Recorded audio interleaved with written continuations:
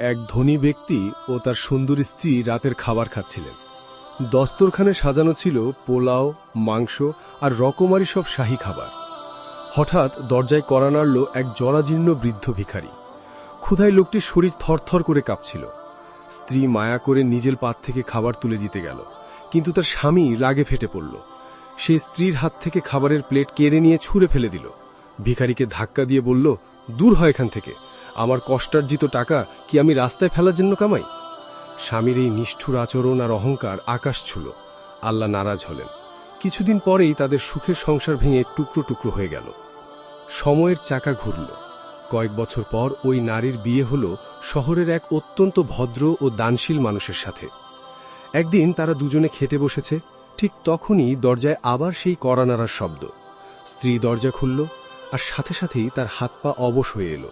সে দেখল দরজায় দাঁড়িয়ে আছে এক